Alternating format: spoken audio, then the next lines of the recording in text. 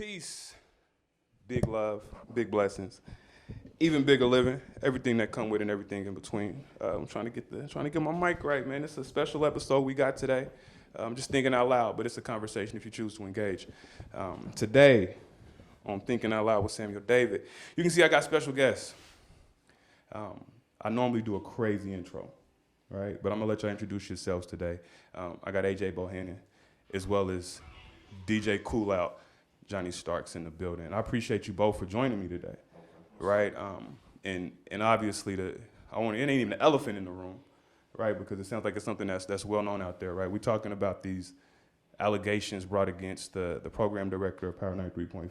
Program director, yes, indeed. Manager, yes, morning show host. Morning show host.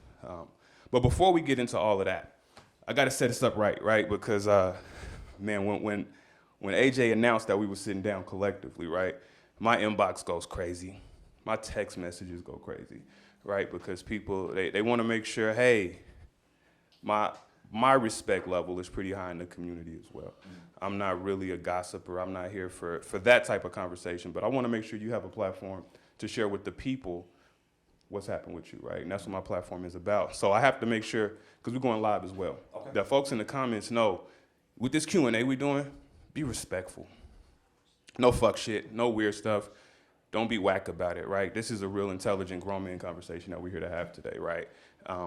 And one of my guests was one of the reasons why people was blowing my whole situation up, like, you sure? Don't do it. What? So, AJ, can you help the folks understand, before we get all the way started, can you help the folks understand why you're involved in this conversation? So, as you know, me and Pooh, who's here as well, just off the camera, we've done a lot in the community. Yeah. And oftentimes we get stuff that falls in our lap.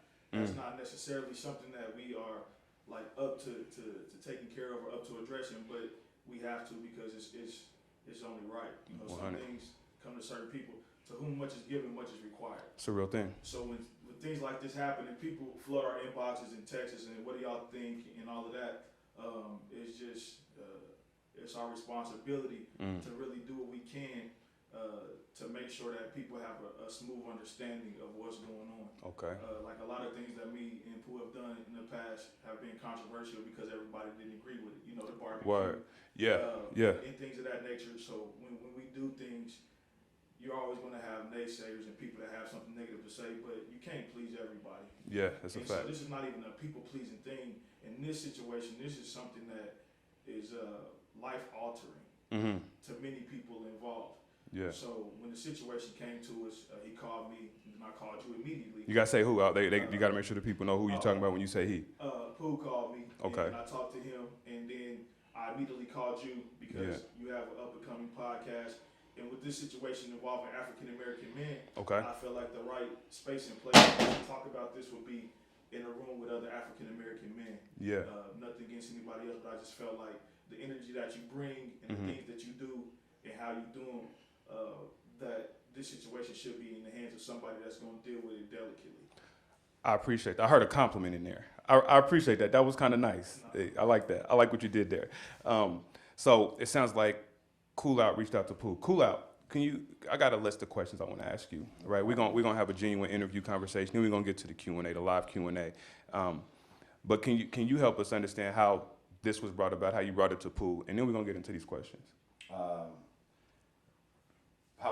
Pooh gave me a call. Okay. And basically just asked, hey man, we'd like to have you with the podcast. Okay. To chop it up, and I had no problems with it at all. And for those who are listening and watch stuff like this is important, in Wichita, the cultural diversity is very obvious. I love it. You got whites, blacks, all cultures mixed together. Yeah.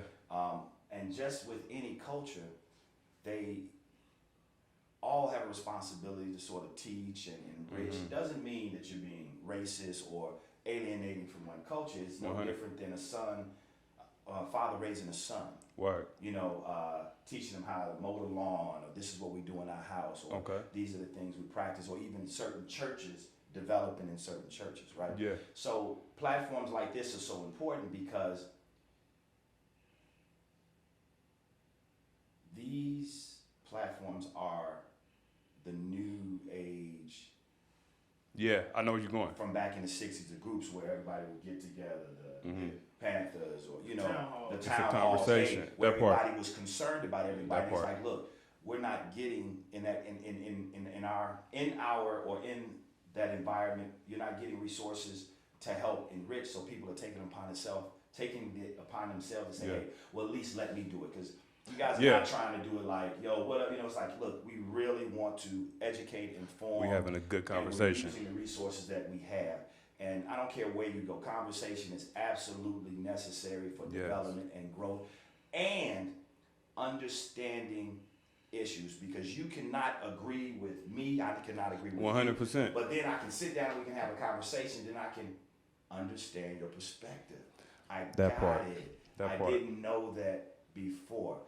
What is the one equation that can defeat anger? Yeah. Is information. Koolout, it sounds like you might have tapped into my show before. I don't know if you did, or we just might be on the same wavelength, because that's exactly what Thinking Out Loud is about. It's a conversation, right, where we share perspective, where we might not always agree, we may not always be on the same page, but it's a conversation, and conversation does no harm. You feel me? So I appreciate you expressing to the folks so they understand why we're here. And just want to set the tone so, again, folks know this is not one of them. This is productive only, positive only. Forgive me while I'm getting my mic adjusted. I'm not used to having hella guests. It's a productive disagreement. That part. We can disagree respectfully, man. That part. And so, Before you jump, what you gonna say, AJ? You do that while I'm fixing my mic. so a lot of people think that this is like an anti-Hitman or a pro-Koolout conversation. It's not that. And so that's what I wanted to put out there, because there's been so many people inboxing me like, oh, y'all ride with Koolout, or you doing this or doing this. It's just a simple opportunity for everybody to get a better understanding, because we know you went to the news, but it's nothing like us doing us. Right. It's the opportunity for us to get the information to the people that look like us, sound like us, talk like us, think like us. And because in this community, I know you're new here, but in this community, people that take, so they'll turn an anthill into a mountain. So we want to give everybody. And that's not just in this community; it's in Chicago. Yeah. It's a human being So thing. that's what I mean. As we progress through this, you'll get a better feel for what's going on. But we just want to know everybody, like, this is grassroots, genuine conversation. That part. So we got the tone set.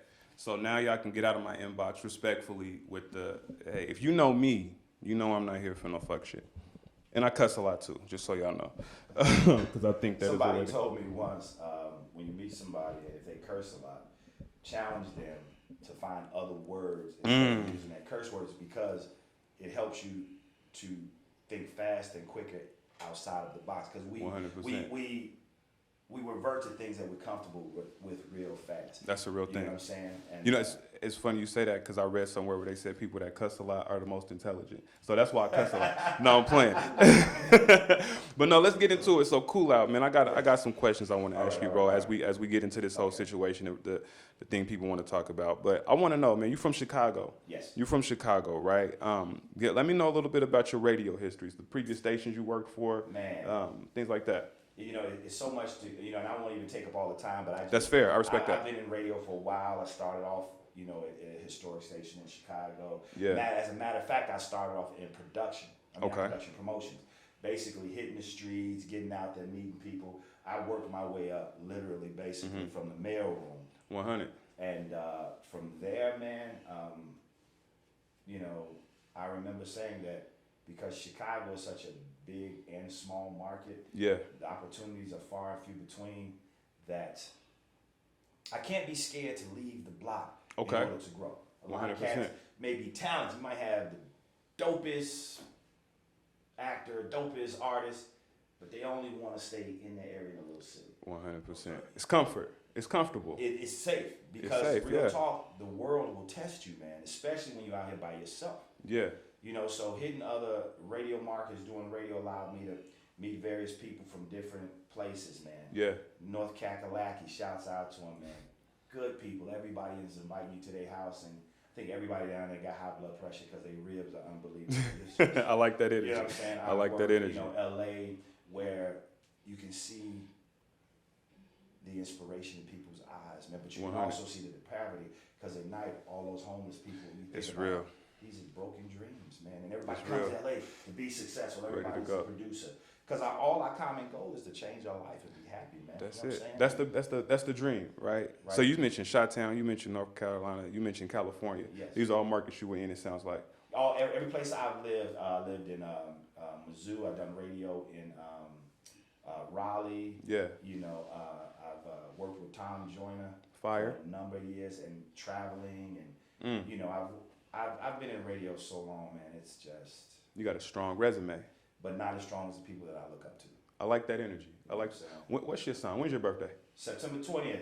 You a Virgo. Yes, sir. That's wild. My birthday is September 19th. Oh, really? Okay. My Virgo brother. I like that energy. You're gonna leave me hanging. My wife's a Virgo as well. My son as well. Oh, you married a Virgo? I'm married a Virgo, and we had a Virgo. We are all overcritical, high level thinkers, right? We you know what I mean? It's a real thing. You know what I'm saying? We're extremely critical of situations. We might challenge others to be the best versions of themselves in the most respectful and direct way. But I'm gonna ask you this. So you mentioned the various places you was in. What brought you to Wichita? So here's the thing, man. I had just finished working at a station in Chicago. Okay. Well, I was working at a station in Chicago. And I want to say late October, Greg hit me up. Hey. He reached out to you. He reached out to me. Okay. He heard my Okay. air check. You know, I'm like, okay. And for those who don't know radio, air check is sort of like your real, like if a rapper, he would make a demo tape to get a Like an EPK. yeah, so For it's sure. our EPK. They be like, yo, they know if they like your sound. Like, hey 100%. man, I like you. I want to get you down here, and the initial goal was to get me down here around Thanksgiving. Okay. But it didn't work as fast as he wanted to. So they flew me down. He showed me around Wichita. Yeah. Introduced me to everybody, interviewed, and you know, Greg knows his city.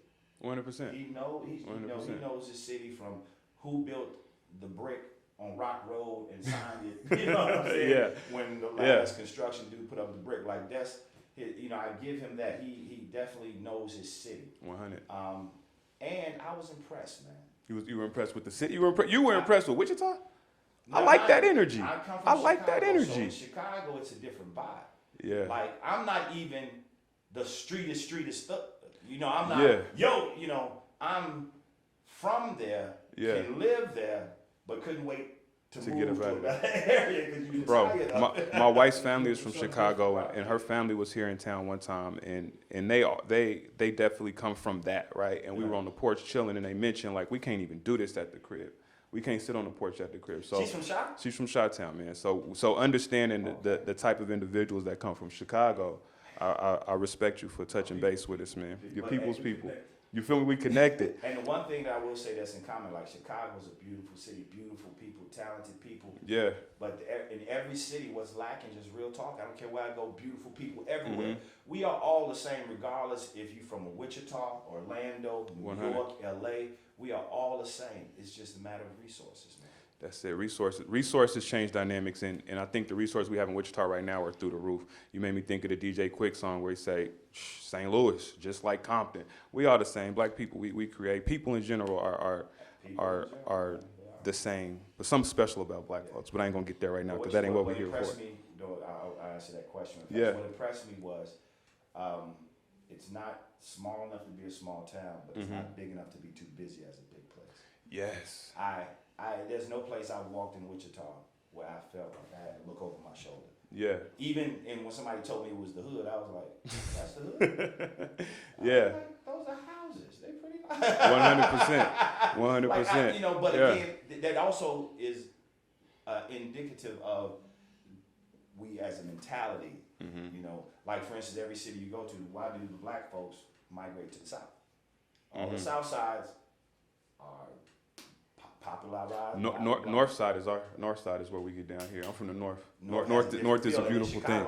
Yeah, it's They're different. more like sitting here intellectualizing. You know what I'm saying? Yeah, That's for sure. But, you know, but what impressed me about Wichita, and then what impressed me was Greg, the Hitman Williams it was an anomaly. I'm walking into a station that is mostly elder and tenure people. You know, you don't see that often in states who have been there for 20 years. Yeah. I see the awards. That's like, layered, man, by the way. I can learn. How do you do this? And you're doing a morning show. I said, man, I can learn. looked at him as like, this is a mentor. He took me on as that. Yeah. He had me, going to his house and meet his family, meet his sister. Wow. Everybody, hey man, take me out with his friends. Yeah. I felt like, just like you guys would do if somebody new came and y'all would hang out with them, Yeah. chop it up and do things. You feel like you belong. Get them acclimated to the city. Even on my text messages, he would say, hey man, welcome home. Word. So let me ask this. So you come from Chicago, you come from those different places, you come to Wichita, and you're getting shown around by not only your boss, but at this, it feels like a friendship. Family member. A family member, right? Right. Were you in Wichita solo? Like, did you have family By with you as well? myself. So by yourself. Here's what the difficult part is. I got a 9-year-old daughter, man. No doubt. I love my daughter. Shout out to the babies. 15-year-old son. Okay. Now, what's not easy in households is co-parenting. Mm. So there's always a struggle between me and the mother, regardless of how much I do.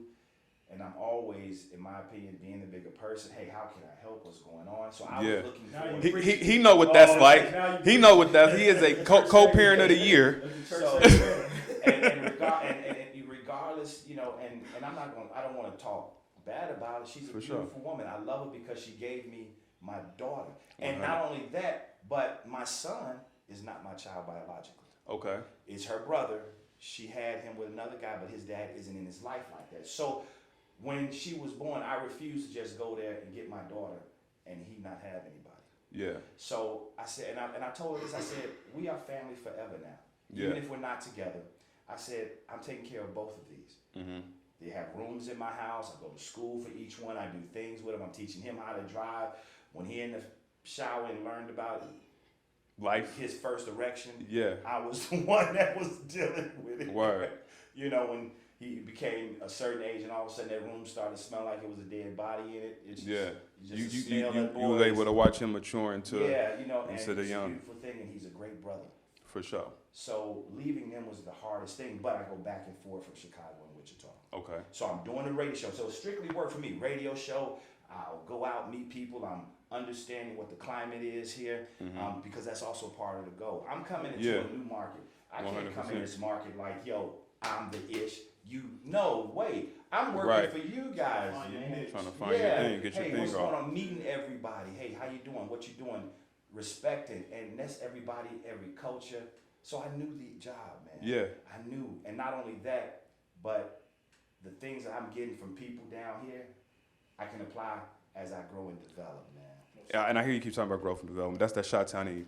Question, a thing that stands out to me, right? As you talk about getting acclimated into the city, moving around the city, getting to know different people. And we're about to get into the post. Again, I know why folks show up. I know why folks listen. And they want to know about the allegations against Greg. But I think it's important that I get to know you because I don't know you that well, That's right? fine. I'm glad And I want to you're get cool to know with you that. as we had this Absolutely, bro. conversation. Absolutely. Noticed as you posted your whole status, and I'm not going to read it. I don't have it in front of me either. problem. But you mentioned how the ratings went up when you were at radio, and I see folks in the comments even before the sexual harassment allegations were mentioned. You just spoke about being wrongfully terminated, Right. and I'm seeing folks like, I'm no longer listening to the radio. You one of the best on the radio. Like, oh, this is why I tuned in. That's kind of dope, bro. Because I don't know if you know, like Wichita, it's tough to garner heavy support like that unless you are doing something on point. So rating wise, you was checking in with your boss as well throughout, checking for feedback. All the time. Feedback was on point, right? All the time. You was doing a damn good job at what you was doing. I appreciate it. Like that's what it looks like, and definitely, most definitely. And you make me want to say something. And Talk this to is me. why I like talking like with y'all. Oh, sorry. Yeah, Because it allows you to open up. So most of us, and I don't know everybody's background, For but sure. most of the people that I know come from areas like all of my brothers I'm Mm-hmm. with. None of us had fathers. I So we never raised met my each other, father. right? 100%. Now, I'm not, we know everybody's family is different. We also came from places where you wasn't getting compliments for stuff. Word. What nobody's saying.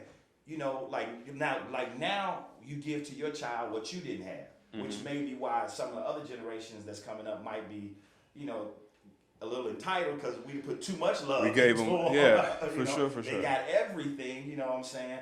And it's not to say it's bad or anything, but it's just an evolving effect of haves and haves not, psychologically, mentally, socially, right? Yeah. So And you a Virgo, so you appreciate feedback because I can imagine you're extremely hard on you. And I'm just talking about myself. I'm not putting words in your mouth. You're probably extremely hard on yourself because I know that but vibe. I don't when someone says great job, You don't know how to receive compliments. I don't. And I receive That's it, fucking hilarious. but I'm not receiving it, but Yeah. it doesn't build up an ego. I don't walk around like, you know what I'm saying? So what was your biggest adjustment coming from Chicago coming here? Just trying to find a place to live. So you're here with no home, like no. I'm living in an apartment trying to find the right spot and then all of the obstacles in just trying to get a spot. I found a spot and think, man, okay, my daughter wants a pool. Got it. This one got a pool. I can't wait to get them down here. They're gonna love it. Well, you know what? We can't rent you an apartment because you know this or because of that. And I'm like, are you serious? What does that have to do with me living in an apartment? All my bills are paid on time. So when you came, did you get like a relocation fee, or you just solely depend on the Well, resources that a lot of times, everybody else has? Well, so a lot of times when you relocate in this business for radio, there's there's a budget. They help you with. Okay. So like when I first came down here, I stayed at a hotel that they took care of. So it was about 2 or 3 weeks. They gave me enough time. But now, mind you, I'm looking for a place, and I'm working 9 to 6. So when it ain't really, there's still people, so the weekends aren't really viable because people are still COVID protocols, you know what I'm saying? So, I mean, that was just the biggest adjustment. Nothing else. Getting to know people is cool, you know. Like I say, I could be someplace by myself and be all right with it. I took the initiative to start, okay, let me go out to certain clubs. I would go, I've been to the Region, I go to C's place just so I can see, okay, what the attitudes is, how people rock. I go to Rock Live, go check out the industry, see old downtown, see where everybody vibes at, see different culture. And these are spots that you're frequenting by yourself. I had no problem going because I'm learning. Spots that The first thing, Greg did take me to like Regions and C's place. The first I got here, but the rest of the stuff, and probably because he's busy or he's just. And I was like, cool. He tried to do the best he could to get me out as much as he can, but at the same time, he ain't 21. You know what I'm saying? So yeah. Can we kind of use the club scene to segue into the process? So before we segue, so for folks that don't know, on the Thinking Out Loud podcast, I do no editing. We're going to stay live, but I got to change my battery real quick. That's part of my show. That's how I normally holler at my sponsor. So I'm going to stop my joint. We're going to re-record it, and we're really going to dig in deep because I see where you're trying to go, AJ. Yeah. And I know once we get there, we're going to be there for a minute. So I want to be respectful once we get started. I'm certain. So give me 1 second. I'm going to do this quick reset. Y'all can holler at the live. They don't see They've you. been hollering at the law, man. They've been hollering at the law. Wichita is a different animal. But that's again, that's the. Okay, just out there. But that's why I'm glad they tapped into the show, so that when they tune into Thinking Out Loud again, they recognize that this is not a tea conversation. This is a genuine conversation. We just thinking out loud. You feel me? Right. So AJ, you was about to go somewhere with it. So most certainly. So you alluded to the club scene that you were introduced to, and so we're gonna dive right into the situation. So you alluded to the club scene that you were introduced to. One of the clubs that you alluded to in your, I think it was your first or second story, was Club XYZ. Oh, I didn't know what that club was. Okay, so I see exactly where you're going. So with all the allegations in that club coming into play, the situation, it kind of drives a thorough correlation. You know what I'm saying? So you were taken to the club. No. So the XYZ, let me explain. So XYZ, if I'm correct, that's that gay club, right? The gay club. I'm sorry, forgive me, because it ain't nothing matter with being gay if you are. That's what you like. And I hear y'all partying real hard down there. So in making the rounds, suggested, like, hey, this club, and I can't exactly remember the wording, but we had talked about it, and then he's like, we're going to go check out this club when we were talking. And then I remember asking him, the gay club? He's like, oh, no, I'm not going to take you. So that's what that was. We never went to the gay club, but it was the suggestion, we're going to go until I make the reference. That's something that everybody wanted to clarify, because you made reference to the club. Never went to a gay club, no. Okay, so that's something that we can just scratch from. There you go. Okay, because I think a lot of people are confused about either how that came up or how you got there. And right. The understanding is you never win. Right. It was in getting to know it. He suggested this club, and then when I asked, because somehow he said it before, and I recognized.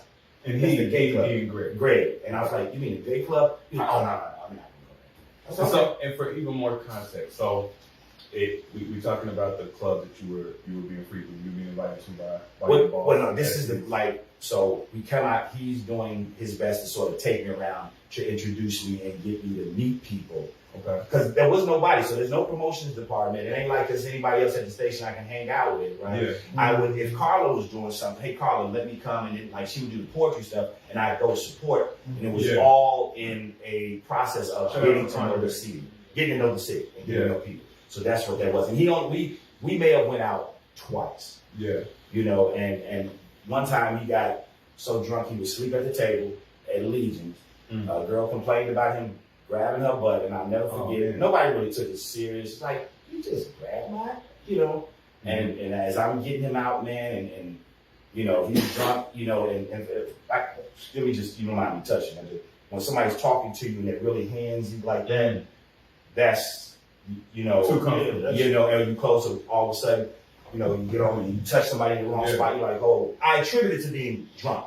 So you didn't feel like it was anything. There was no red flags because he's drunk. Or that you gave him any like. No, hell, I'm sorry. No. Let's clear this up right now. For sure. I'm not gay.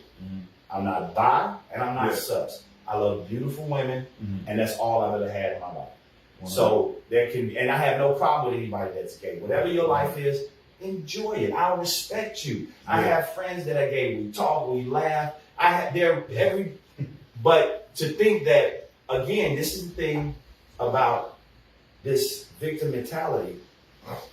When something happens to a person, and women, and women can understand this better, because so the percentage is 43% of men are actually sexually harassed at work. That's 1 out of 33 are actually raped, sexually assaulted. That's just the number. Still, you like that, man. Most people look at us when we're men. When we can just that toxic. So when you posted about the bathroom incident or even the car incident, right? Something that I recognize with a lot of brothers is like, yo, how does this big ass nigga let somebody brush up on you? And if it had been a woman that posted that same situation, I don't think that many jokes would have been had, right? And I have to address toxic masculinity, and I want to get your idea about the jokes as well, but I think there is a struggle that brothers have with understanding how you would respond in a situation you've never been in.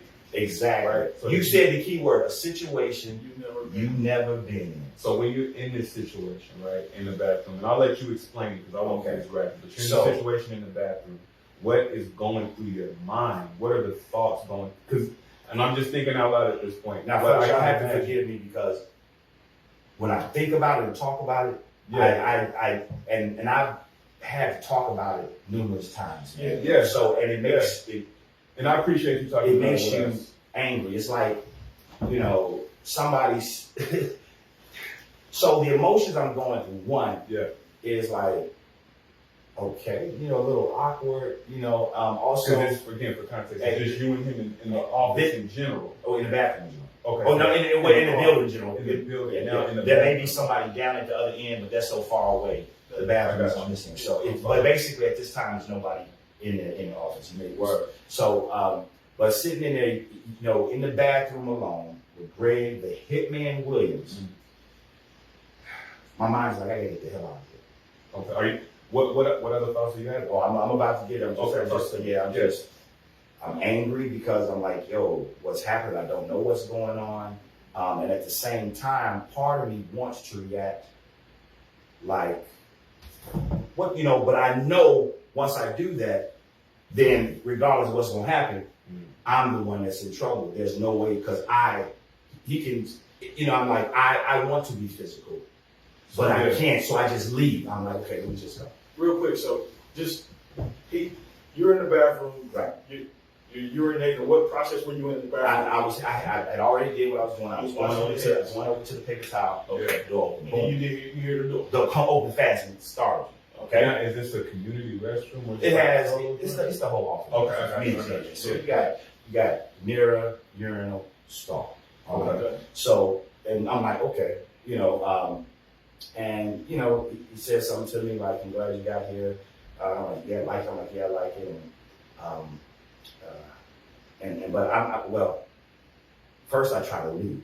I'm like, "Okay, let me get out of here." And then what I Like did, a physical leave, like no, just like walking, like he come in, I'm finna, you know, walk right past him, that type of thing. Word, But because he's coming in the door, and because the normal rule in the bathroom right, is like don't even go to the urinal. right. So it's like I'm here, Like a door one-stop open, gap. right, door open. Yeah. So I'm like, okay, hey, what's up? You startled me, and he says, "It's just the bathroom." And I remember, it's just the bathroom. Like the way you said it, I'm like, okay, you know what? No, let me get out of here. So as I'm leaving, so I'm thinking he pushes me back in. So I'm thinking, okay, maybe you want to tell me something. You know, boss, I'm listening, you know? Yeah. Okay. You know, glad you got you here from Chicago. Damn, like it here, like, yeah, he said, "Man, you're doing great. Keep doing what you're doing." Is it feeling awkward? No, it's awkward already because his hand is still on my chest. So So he's got his hand up like if I'm pushed, you can use the wall. You know, yeah, that's cool. so so when pushing it back, it never left. Okay. You see what I'm saying? Okay. So and then it's So you never had an opportunity to like swim movie or nothing. none. And I wasn't thinking it wasn't like, yo, you know, it was Right. you know, it was casual, but So real quick before we move on past, I just want to like kind of parking lot that. okay. So he rubbed your back at the table at the Legion. Well, that wasn't at the Legion, brother. I was just showing you like Oh. when I'm with him, he Okay. would do He stuff. was okay, so not at the Legion, but he had occasionally occasionally and then in your just be status. touchy, sometimes touching your legs, in Kind the of car. like So we driving in the car, and let's say you're driving, right? And I'm like, yeah, man. Yeah. Okay, you know what I'm saying? So it's like, oh, It's like testing his limits. in the that's exactly what it is. But How you now done I that. see it. I was getting groomed to see how far I was. So in the midst of all of those situations, yes. It never occurred to you to like stand on your 10, like to set that boundary. Now that's a great point. Now Because let me say it because here now let's put it in perspective. Had the bathroom happened, then that happened. Absolutely. Okay. So for 6 months here, one thing or two things, just brush it off. It's not like it was an everyday thing I was out with. It's like whatever. Right. So I have unfortunately seen that in the workplace with folks who are no longer in the workplace still, where they may get a little too comfortable with something. More times than not, it's young ladies, right? They may lean in for hugs when they don't need a hug, and they might, touch when. So just it was never a boundaries, like it was never a boundaries conference. Like so, say for instance, like me and Pooh, we hang out all the time. We in the car together. I've never rubbed his leg. He's never rubbed mine. That's just a boundary that As we men, know. you expect that. That's what I'm saying. Yeah. So when you expect that and that expectation has been crossed, it never occurred to you to set those boundaries. Like, hey, bro, you gotta chill. Right? We ain't doing that. So in the midst of you knowing what your manly boundaries are, and somebody tests your masculinity, it never occurred to you to press that issue. Why not? Because he was drunk. Okay. But they say a drunk mind speaks sober thoughts and sober actions. It's like me trying to explain to him, when he's drunk. So when it happens, it's like, okay, man, I don't. Well, what about when he came to? Like the next day at the office, like, hey, I didn't even think about it. I didn't even think about it. It wasn't like I was at the office the next day. We're talking, it's like, okay, he was drunk. Man, we had a great time. Yeah, we did. Right. It wasn't like he kept it there.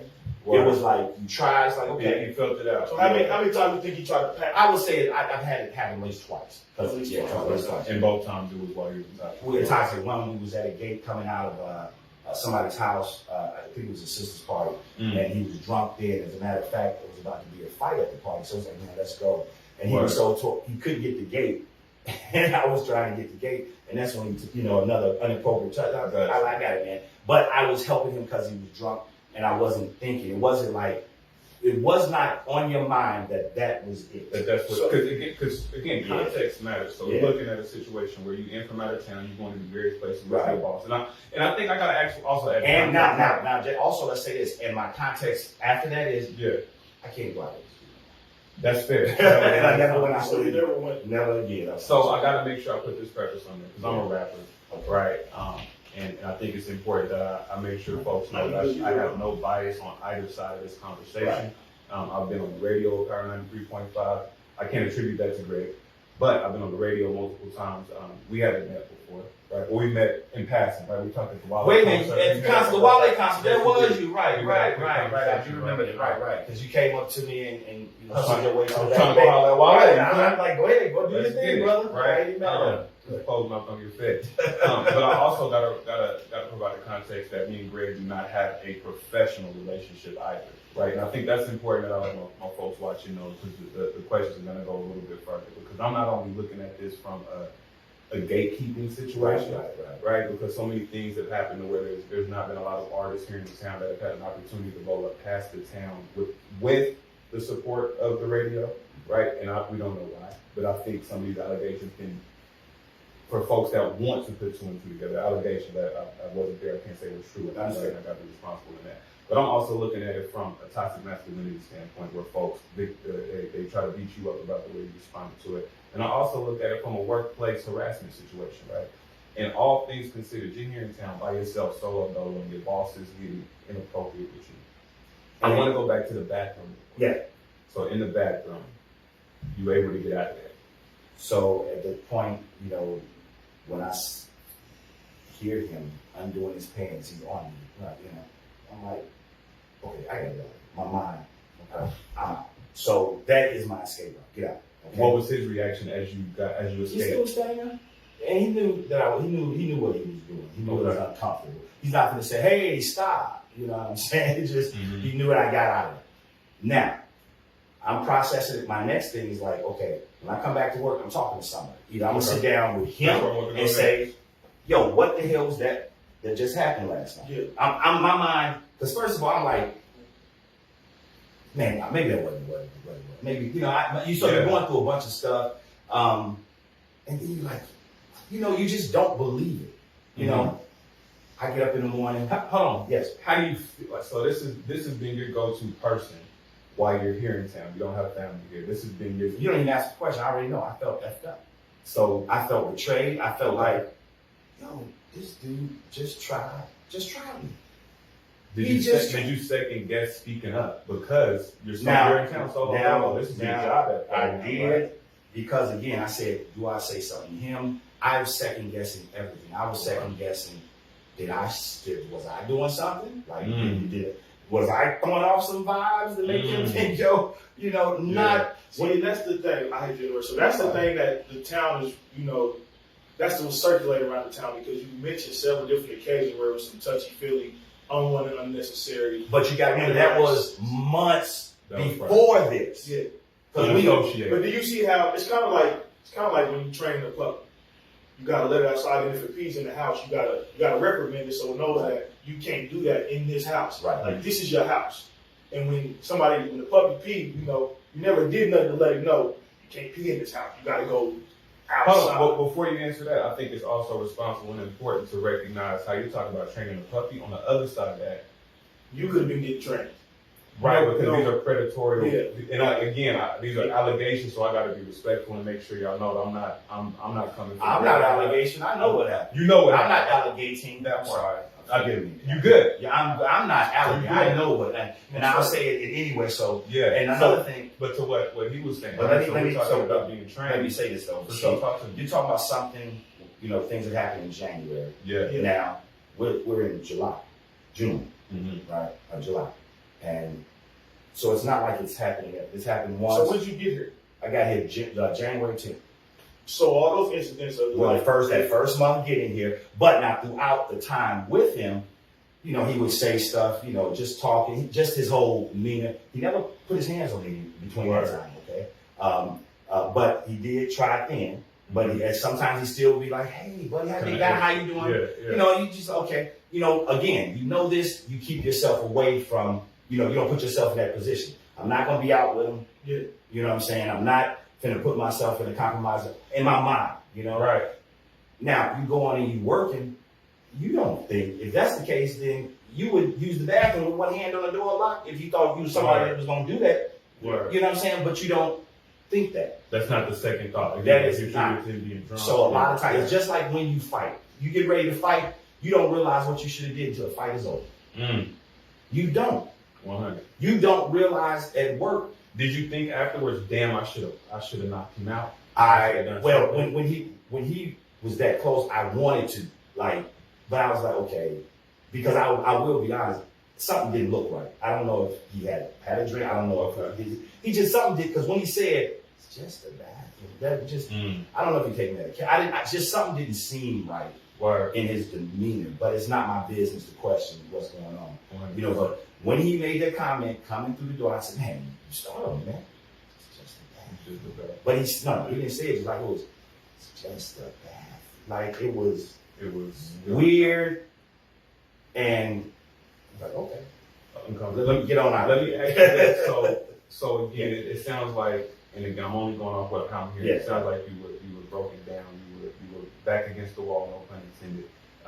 What made you come forward? Like, what gave you the? So I mean, I was trying to progressively get to that. For sure. So the next day I come in, man, and like I say, I'm gonna have a conversation with somebody, and I don't want to say something to lose my job, but at the same time, I didn't like what I felt or what was going on, and I was like, okay, you know, if nothing, I'm gonna sit down and ask him, what the hell was going on? You know what? You know, gonna go holler at him. I was going like man on man, and For it's sure. like, you know, but it never happened because as soon as I get there to work, I'm in the market manager's office. And you didn't receive no call and text message the night before, like, hey, sorry, I was tripping, and you didn't say nothing to him the night before, nothing? No communication. So I didn't even get a chance to do anything, man. This is less than 12 hours. Gotcha. Because you're on your post, you meant you was working after hours, like you were still there. Well, I was going to do some production work and stuff, but Yeah. I was like, I just bounced. But you're talking about maybe a little over 12 hours. But, Okay. But I hadn't even got settled at work. I walk in, next thing I know, they come out to meeting. I'm in the office getting fired. Yeah. So, for no reason, ratings are up. You know, I'm doing everything you asked me. You know, Did you immediately think, oh, I just got fired because of so that? Or when I sat down, and the market manager had this smile on her face. Well, we're gonna let you go today. And my head popped up, and I looked at Greg. Greg is just like this. Won't look me in my face, looking down. And I'm looking and waiting for him to put his head up. Won't do it.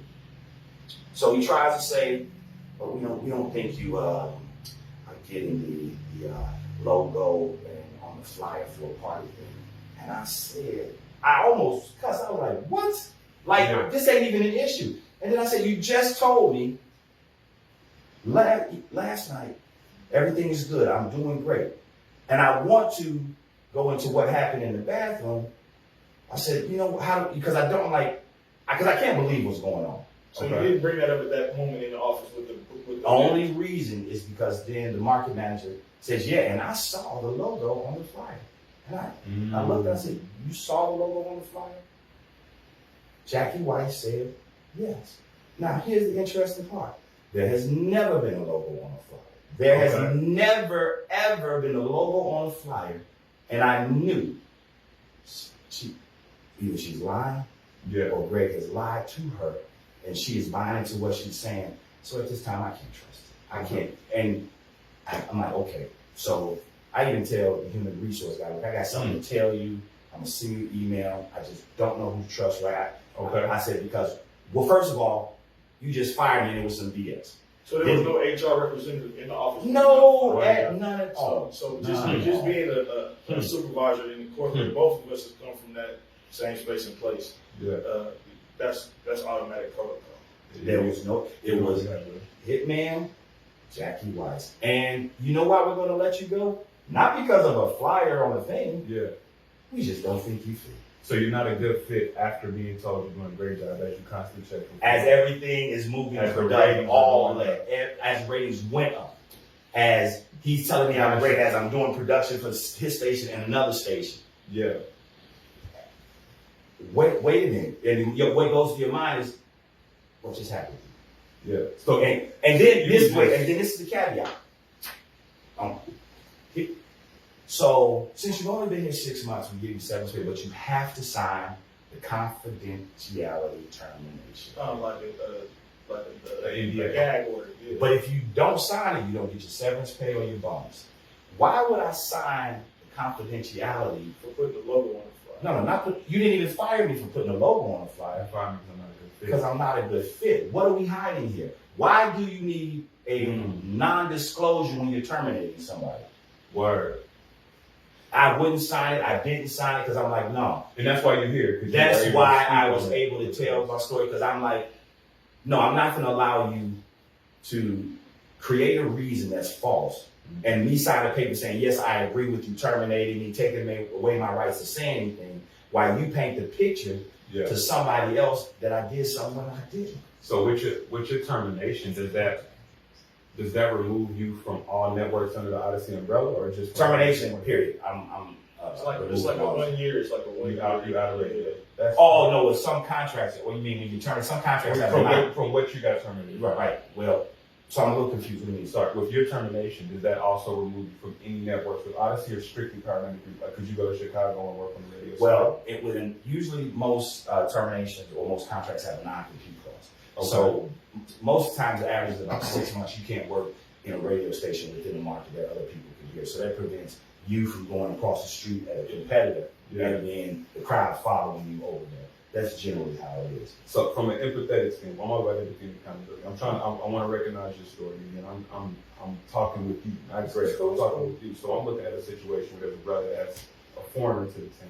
And let me say this, and I just heard real fast, I want to insert this, that so someone told me, and I don't know if this is true, so let me say allegedly, that Greg the Hitman Williams is now pushing the story that the reason all this is happening is because I'm jealous of him, because I wanted to do the morning show, because he's a better DJ than me. And I'm laughing because I'm a part of a team. I have my own show. We work together. We're totally different people. And why would I be jealous? I don't look like a jealous dude. And I'm not jockeying for attention, and that's alleged. That's alleged. So I'll have to say it's alleged because I don't know. That's true. That's what I was told. It's not true. So I have a quick question. Had you not got fired, would you have came out with those allegations? Hell no, because I would have handled it, and I wouldn't have gotten fired. So see, this is my thing. So if you had not got fired, you wouldn't have said anything. I wouldn't. So that would have been the third situation in which your masculinity was tested, and we all 3 strikes you out. So that would have been the third time that something's happened without you addressing it. So why did it take termination for you to come out and express your dissatisfaction with what was going on? Because I got fired. This is my livelihood. Now, remember I said I was going to say something. You were going in with the intent. Like, I'm going to sit down with him. I'm going to address it. It was going to happen. Right? So me getting fired is, especially the way it was, for no reason, behind what just happened, because now I realize what you fired me for was trying to stay ahead of the curve so that you could cover your ass, because you don't know what I'm going to do. Right. And if I do go first, then it looks bad on him. So let me fire him. You don't have anybody to replace me. There's no plan. Everybody in the office is like, what the heck is happening? Nothing. 100. So now if I say anything behind you terminating me, you can create any reason. And then now it looks like if I say something, it's either I'm going to sign the confidentiality agreement. Yeah. And if I say anything, which has happened before with employees at this particular company, they're they're mad they got. So this is the thing. So some people might say that you look like a disgruntled employee. Like you came out because you were upset of getting fired. I mean, okay, wait, hold on, stop. Why wouldn't I be upset at being fired like that? Am I not supposed to say anything? Listen, if I come into work and every day I'm checking to make sure I'm doing a damn good job, and every time my boss is constantly telling me I'm doing a good job, my statistics, my metrics show me that I'm on point and doing my job at an effective level. So in the corporate space, we have things called voice of the customer. Right, you have metrics, you have stats, and if my stats show that I'm doing a damn good job and I'm providing this space, I would be pretty pissed off if I got fired too. So I have to share that extremely explicitly, because sometimes people are so disconnected from real life that the questions they ask be really weird. It's not me thinking that, but it's just stuff. No, I'm not blaming you, but I understand. I know how people think. So why would that? So here's the question. Now the situation happens to you. Okay. How do you communicate that you have been wronged? How do you communicate that you have been unjustly fired, not being labeled this. Hold on, you got to add another context on that. How do you go about being sexually harassed by your boss as well? And not being. So how do you do Come that? on, man. How does anybody in this world, who's ever got terminated and been happy about it? Hey, I've had to sit on quite a few unemployment claims, right? Where people are trying to dispute, like, bro, you weren't coming to work. Your numbers were And now, if whack, it's but that's something not the that I'm case doing, you was then in. you have So to live up to it. I wasn't. I doing respect something- that. That's me. That's on me, right? Yeah. Okay, you live up to that. But when you aren't, and somebody does something wrong to you, how do you, even if I sit here and smile and say, Yeah. man, I got fired and I went in and I tried to argue that this was wrong. I'm still disgruntled. I'm still disgruntled, no matter what. People are going to But call you. let me whatever they ask want. this, Yes, kind of sir. moving from the disgruntled employee, because I ain't gonna get into the comment section. Yeah, I'm gonna let you do the comment section, because sometimes people drive me crazy, and that's why I started this show though, so I could communicate my thoughts effectively. Because on paper they don't always read right, right? How do you not be pissed off? It's like if your girl dumped you and you was like, damn, I buy you flowers, I love you, I talk all your love But here's languages. the thing: it's making it seem like disgruntled is like an active shooter, or you came in fight. No. I'm upset because I was treated wrongly. Yeah.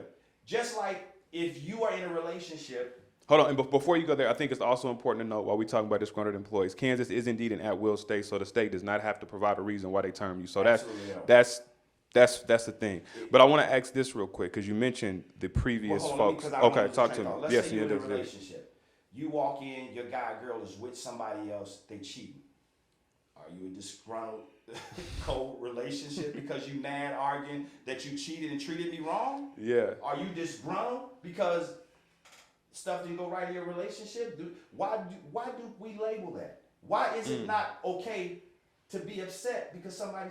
This is the part of the victim thing that you don't even realize. Everybody wants everybody to stand up. Black Lives Matter. Come on. But Black Lives Matter can't matter at your convenience.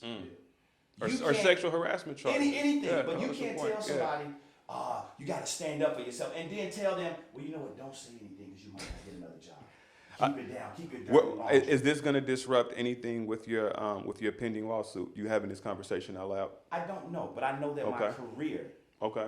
once I stepped out the door, because I'll be honest, when that happened, I was like, I'm done with radio. So that gave me the energy to say, I don't care what I say now. I'm done with radio. I'm tired of the abuse. I'm tired of trying to do a job and you think you got a team only for somebody to take advantage of you or treat you unfair. And that's happened a couple times in radio, and radio is that way. People in radio tell you, you'll be there one day and all of a sudden you'll be gone. But if you say something, oh, you won't get another job. They might blackball you. It's like, hold on. I don't care anymore. I am not going to allow anybody to disrespect me or do something wrong and not say anything. And then if I say anything, if somebody feels a certain way because it sounds and a I'm lot not like making it up, and it's not disgruntled. it's folks expressing These are victims over a time span that never had a voice. So all of a sudden I've become, you know what, Koolout? That's it. I'm tired. This is what happened to me. Because what happened to me was unfair. Yeah. It was unfair. There's no doubt about it. And with the allegations, with the folks with their claims, you could possibly be the most, the biggest name, quote unquote, of people that have come forward with allegations. So then there's a level of comfort that people have in sharing their stories with you. It's like a Me Too movement. That's exactly what it is. And here's the thing. Yeah. If you don't, anybody that has been victimized, and we're strong brothers, man. So we whatever comes, we try to figure out how we're gonna deal with it. Whether we couldn't pay our rent and we got to get out the house, we just find another spot to move, you know, or relationships end, okay, we just find another relationship. Car breaks down on the road, we just figure out how to get home. On to the next. That's how we are. But sometimes things happen to us personally that we don't discuss. Yeah. There's a lot of us who have had experiences when we were little that you refuse to even think about today. Trauma. You suppress trauma. That's a real. I can't even hear a balloon pop off in certain situations without ducking. But we never deal with it. We never deal with it. We never deal with it because man. we figure we don't have to, or we're strong enough that we don't have to.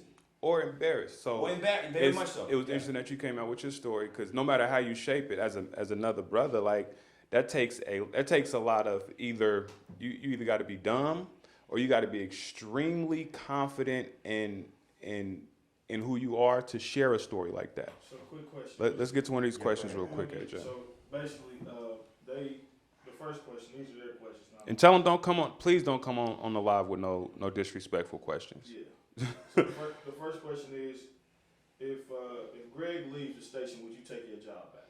No. No. Well, no, I won't say that. I can't say that. No, real talk. I mean, no, I can't say it because Yeah. I don't think it'll happen. You know, it's Word. not about getting my job back as much as it's about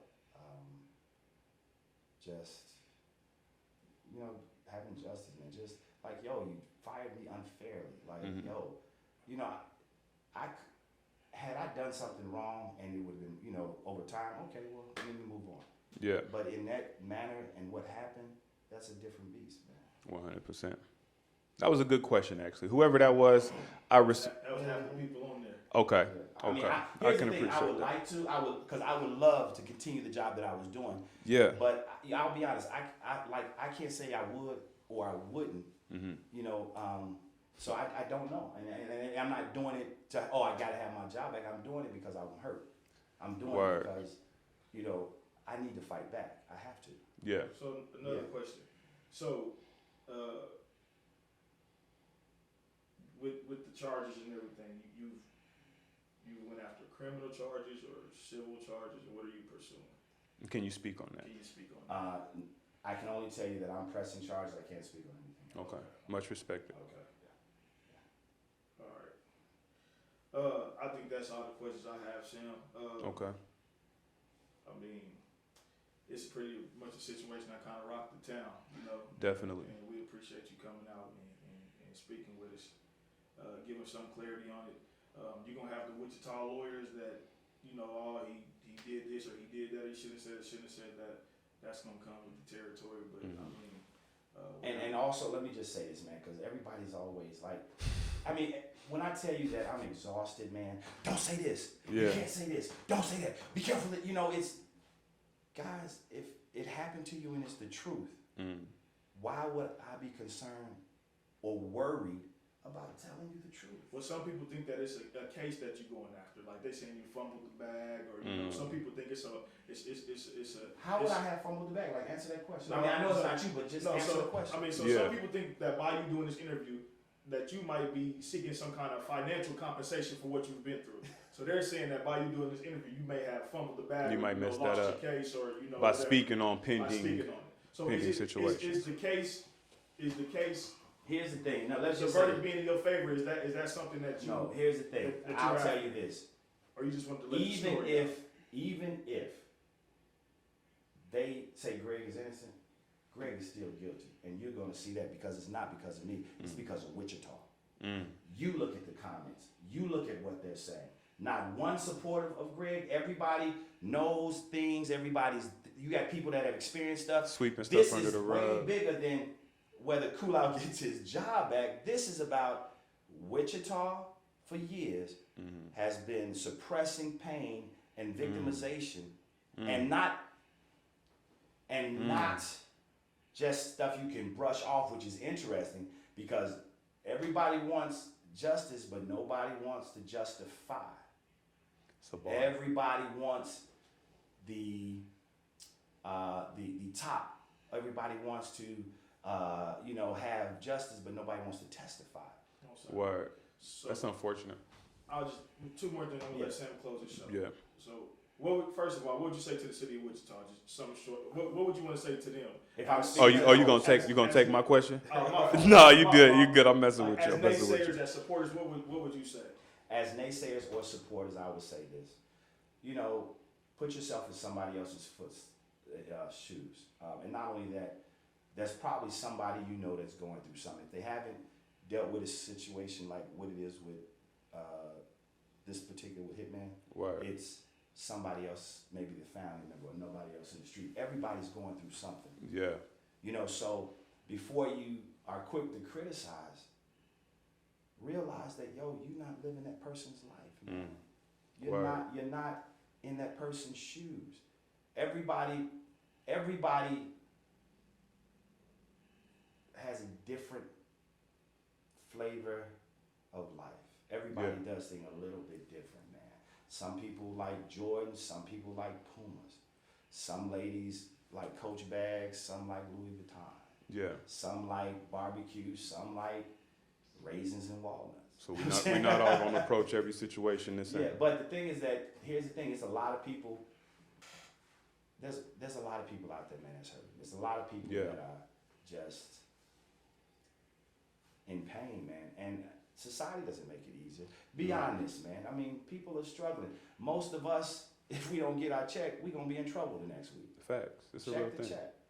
But we've learned to be complacent because that's just the way it is. We have to be. Doesn't mean it's right. Now, do I So get in mad the at you same 'cause face you of ain't saved abuse. your money better than the person who did save their money? No, because I don't know what you in the face with. household you're facing or dealing with. Right. Sorry. No, that's a real thing. What you got another one? The next one is, what would you say to the hitman? And be mindful on that. I don't know if that's something you can do. No, I can don't- tell you exactly what I was saying. Not to the hitman. What would you say to people that have going against what you said about the hitman? I'll put it like that. What would you, no? Let me ask that even better, because I'm gonna take the hitman part out of it. What would you say to fellas who challenge you being victimized or challenge your manhood due to the way that you responded and reacted to being sexually assaulted? You a big brother, you from Chicago, Illinois. We know ain't no sucker shit going that way, right? So how would you respond when folks question and challenge, like, how you let another man do this to you? Like, what's your response to that? Because a lot of people think you should have handled it differently. Handle it differently. Yeah. What other way should I handle it differently? Like, we're talking. I mean, In a matter of some people would have fought their way out of the bathroom. Some people would have checked the first two situations. That's Some like people watching would've- a movie and everybody say, "Oh, I done wrote this ending differently." That's a You're fact. not in it, or That's a fact, It's bro. like somebody say, "Well, You your never house know is how on you're gonna fire." handle a situation. Right, your too, house is man. on fire. Yeah. Just go out the front door. You know, it's. You should have grabbed your social security Right. card. Yo, here's the thing. I can't say anything to those people because Yeah. those people are where they are. But what happens is that eventually something's going to happen, and you're going to be like, "Oh, damn." Like Yeah. even when we was kids, our parents told you all the time what you should be doing, Come on, you know better. but we didn't pay attention because we thought we knew everything. We thought we were going to be 17 forever. Yeah. Right? We thought this is it. Life is going to be great. 100. And then all of a sudden, you get to a certain age and a switch flips. And you realize, now I get it. Now you get it. That's the same way it is, man. Man, I'll tell you, And if you question my manhood, yeah. I'm not worried about it because trust me, I am not worried about it. It doesn't bother me. 100. So something that stands out to me and I'm gonna close it out, that I look at, and this is more so just me thinking out loud when I think to how folks talk about how they would respond. And I look at your story and I remove myself from a hitman being involved, just in general. Somebody in the workplace that has been hanging out with their boss. They are isolated in a city that they are not known to. You solo dolo. You've got to build a friendship, relationship with your boss. Your boss is tending you to different places, maybe crossing the line in certain situations, and then approaches you very, very hardly in the bathroom. The first thing that I would think somebody would react to, I've never been in a situation, so I don't know, but the first thing I would think is going through your mind is, if I knock this nigga out, I lose my job and I have no home, I have no support here but this right here, right? If I don't react, then now I'm at his mercy and whatever's gonna happen next, here's the right? thing. And that's You a wild ain't- thought. I mean, but even in you saying that, there's never that much time to think that stuff. You don't have that much time to process anything. Like Word. that. You know, it's Word. never that. You don't. I mean, it's easy to say that when you're sitting outside. You know what I'm saying? It's just like a car accident. When you don't, you know, for a sec, boom, you're in an accident. Well, if you'd have been paying attention to put your phone down, you know, but you're not thinking because you don't expect it. It's just it's reactive. Everything is just reactive. So you know, That's a real I don't thing. worry about it. You don't think what you want, but fine. But when other things come to light, when you hear somebody else that says something, then just remember, oh well, maybe Koolout wasn't wrong. So it's not a situation where a week from now would be like Greg would have whatever he would have to discredit your claims, and that's something I want to make sure I'm conscious of on my platform. Here's the thing. I don't have a problem telling the truth, which is why. Word. So I got people right now saying, "Oh, you don't do interview, you don't legally." I haven't said anything legally that I've said to anybody else. 100%.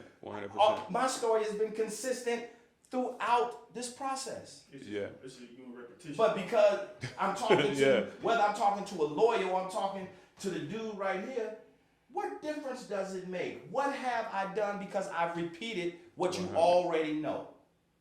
Again, the same mentality. Don't say nothing when something happens. Don't air your dirty laundry. Oh my God, you won't get a job, but you don't want everybody to know what's going on with you. What? Come on.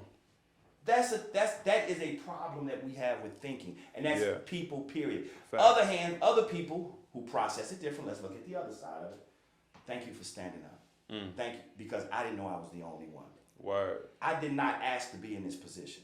I did not ask to be fired. I did not ask, hey, let me come down here and be put in a compromising position that later would cause people to be upset. If you cannot tell a person, you know, I'm sorry you went through this, but what you want to say is, well, what you doing there anyway? That's the stuff that makes victims, and I felt that. That's the stuff that makes victims feel like they've done something wrong. Yeah, just because I wear this or just because I look like this don't mean you can do what you want to do. If I see a girl walking down the street in a G-string and just a bra top, and I walk up to her, slap her on the butt, and put $1 in the thing, well, you look like a stripper. I'm going to treat you like, well, you don't have that right. You don't have that right. But they can say that and will preach that, but again, it's on the other side, it's different. Yeah. Man. Quick, Tim, Yeah. I just wanted to give my piece before we close out. 100%. So I just think that, not even just with your situation, I think society makes it real hard for black men to be open and vocal and really talk about things that concern them, whether it's workplace harassment or sexual abuse or anything.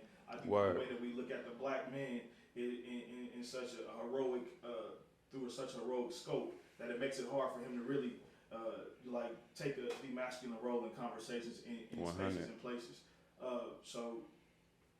Kudos to you. We applaud you for coming out and telling your story. At the same time, there's a lot of people, like I said, that are questioning some of the things that you've done just because they expect the black man to react in a different shape, way, form, or fashion. Yeah.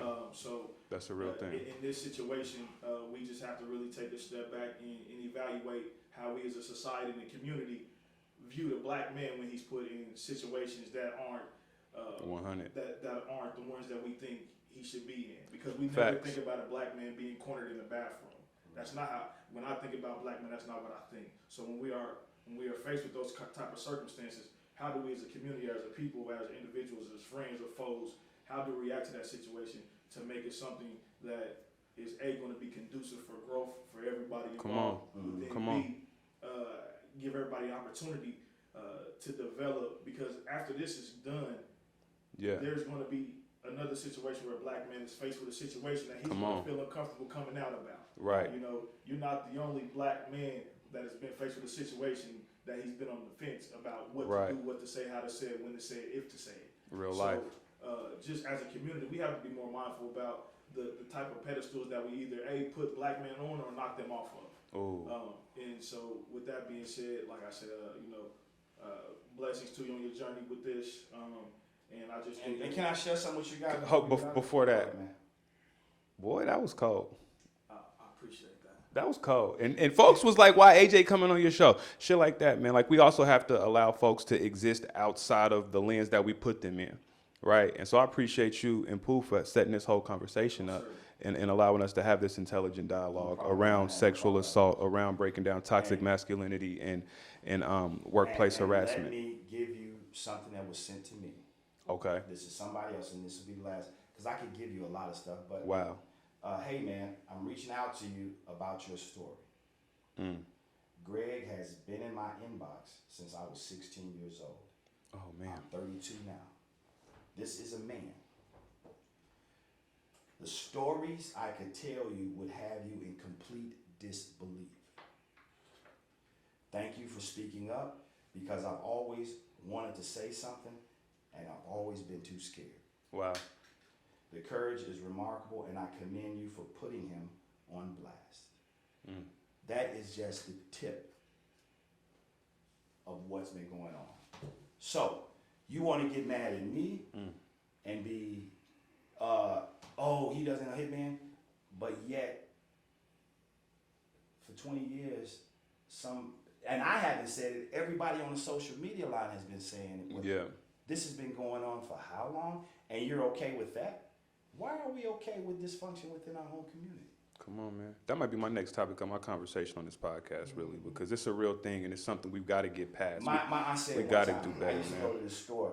We'd go to the store, and the store would be just junky, terrible. Nothing would be in place, and it would, customer service would be bad. And I remember asking her, I said, Aunt, why is it that stores in certain communities, black communities, are unorganized, raggedy, all these other things, right? Mm-hmm. She said, that's because we don't step up and speak up about them. We don't hold people to the standard of, excuse me, why is this happening over here? Why is this? We just don't do that.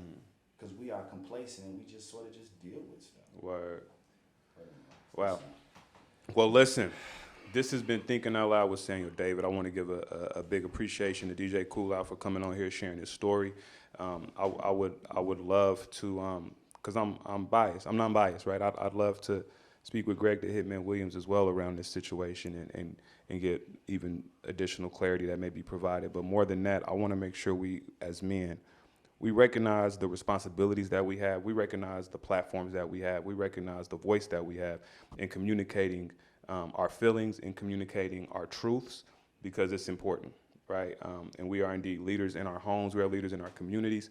And if our stories are not being appreciated, felt, or respected, then we can't truly move this thing forward in life. So again, Koolout, I appreciate you. AJ, Pooh, I appreciate y'all for putting this thing together.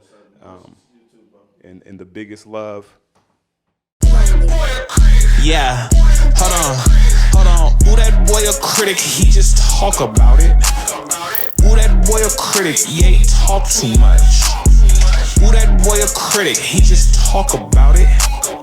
Ooh, that boy a critic, he just talk too much. Ooh, that boy a critic, he just talk it, he don't live it. Ooh, that boy a critic. Ooh, that boy a critic. Ooh, that boy a critic, he just talking, he don't live it. Ooh, that boy a critic. Yeah, I know. How you never there, but be the first to offer commentary. I mean, nobody asked you. All your conversation is voluntary. And you talking to yourself, playing with yourself, solitary. I mean, it kinda makes sense if this talk increased your monetary. But you out hating for free, you do that shit so well. Next time you speak on me, say my name, it ring bells. You know me, I don't need no introduction in this bitch. You know me, I'm the one that keep it jumping in this bitch. Young OG, streets gave me that name. I was honored. I be walking how I talk it. When I walk it, got them bothered. I don't understand, dog. I really took it farther. I gave niggas the game. Plus, I'm a really great father. Oh, he think he Siskel. Oh, he think he Ebert. First it was all love, now he Brutus to my Caesar. First it was all love, now he Judas to my Jesus.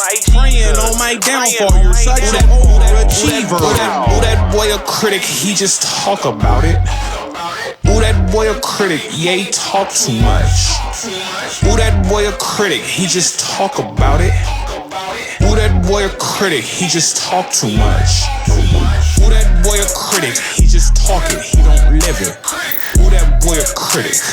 Ooh, that boy a critic. Ooh, that boy a critic, he just talking, he don't live it.